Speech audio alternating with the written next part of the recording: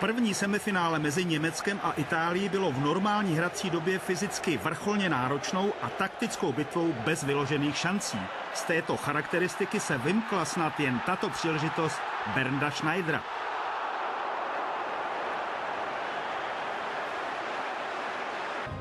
Před prodloužením bylo potřeba dobít hlavně psychické baterky a podpořit vzájemné odhodlání. Italové se hráli přidaných 30 minut ve velkém stylu. Jejich ambice naznačil jako první Gilardino, který upáchl Mertesakerovi a jeho drzý průnik zastavila s konečnou platností až tyč.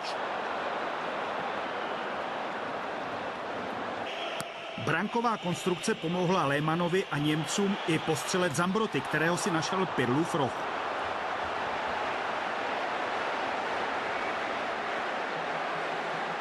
Také Němci se snažili držet v prodloužení krok a akce s podolského zakončením snesla ta nejpřísnější kritéria. Italové udeřili přesně ve 119. minutě. S Del Pierovým rohem naložil umně manévrující Pirlo a jeho přihrávku zakroutil nechytatelně do brány Fabio Grosso. Mlčenlivý levý obránce promluvil tou nejpádnější fotbalovou řečí.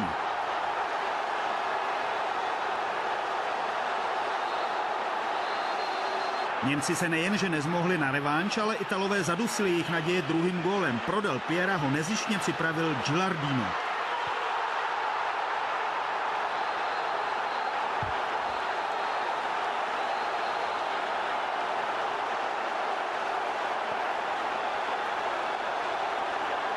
Německý sen o zlatu se tímto rozplynul a nejen Balakovi po něm zbyl v očích jen vlhký odlesk.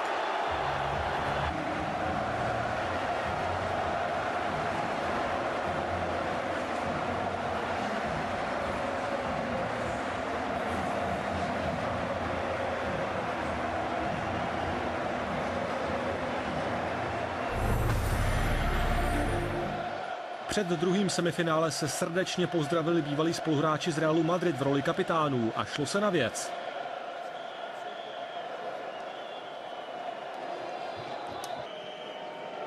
Po půl hodině hry neustál stoper Carvalho souboj s Andrem v prostoru zvýšeného nebezpečí a výsledkem byl pokutový kop.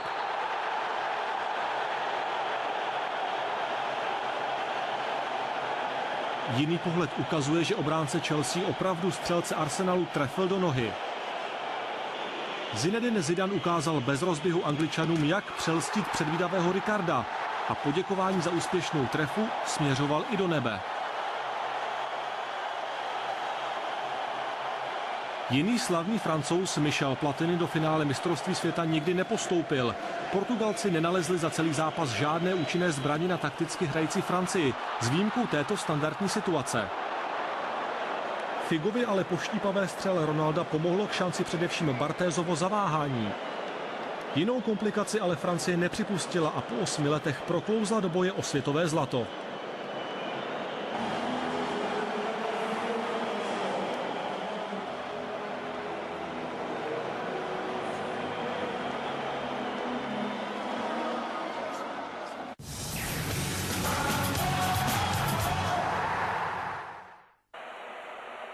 Před soubojem o bronz se přátelsky pozdravili trenéři Klinsmann se Scolarym a v německé bráně poprvé nahradil Jense Lehmanna Oliver Kahn.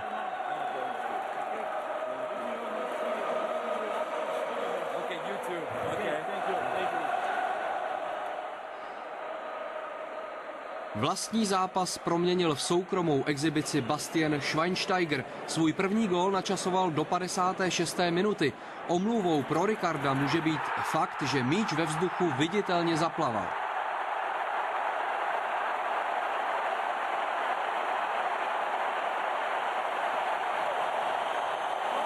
Za 5 minut poté vypustil záložník Bayernu z volného přímého kopu nepříjemný míč, který prodloužil do vlastní sítě nešťastný Portugalec Petit.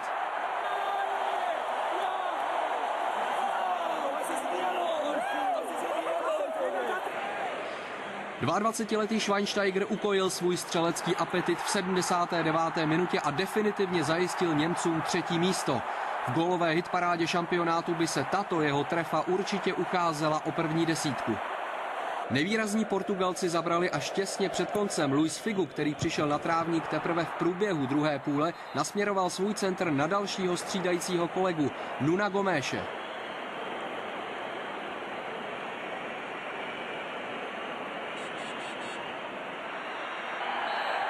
Němci porazili Portugalsko 3-1 a vychutnali si před vděčným publikem medailovou radost.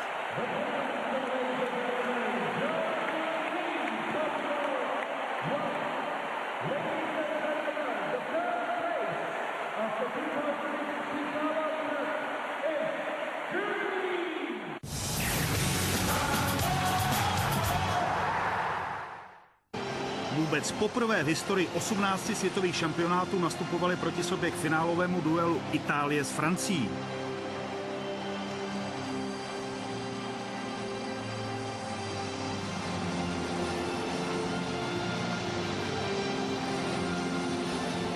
Fabio Cannavaro v tu chvíli ještě netušil, že vystřídá v Realu Madrid kariéru končícího Zinedina Zidana.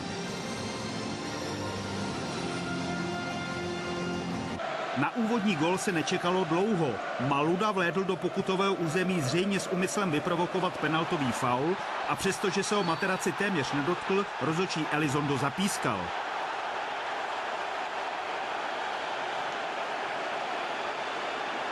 Zidane si možná vzpomněl na Antonína Panenku a při realizaci jeho dloubáku mu pomohlo i Buffonovo břevno.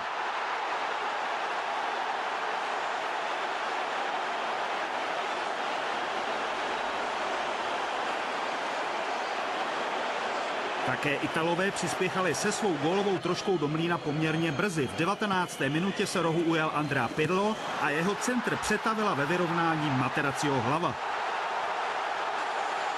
Italský stoper se tak poprvé výrazně zapsal do dějin tohoto finále a rozradostnil obvykle přísného Marcella Lippiho.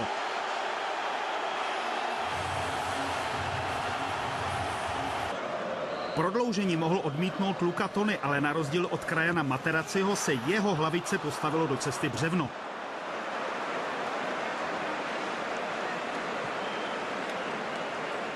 90 minut bylo oběma finalistům málo a tak jim argentinský sudí přidal půl hodinu. Během ní nalezl v největší šanci centr Willyho Sagnola hlavu Zinedina Zidana. Zizovou hlavičku ale vyškrábl výtečný Buffon a francouzský kapitán neměl ani zdání, že se za několik okamžiků promění vzora mstitele a posléze v největšího hříšníka celého mistrovství. Po tomto nevinném souboji ho Materazzi slovně napadl, v Zidanovi se vzbouřila arabská krev po předcích a udeřil Itala hlavou.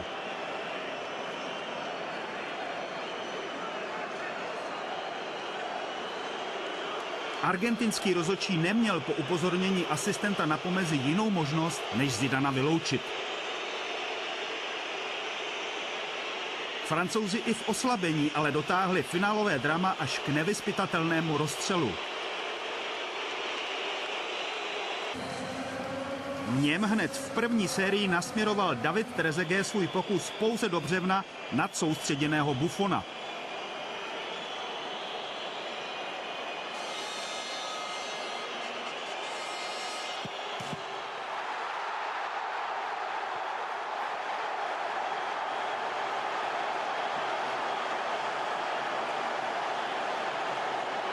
Z pětice Italů neselhal ani jediný a definitivní zlatou gólovou tečku za celým šampionátem napsal Fabio Grosso.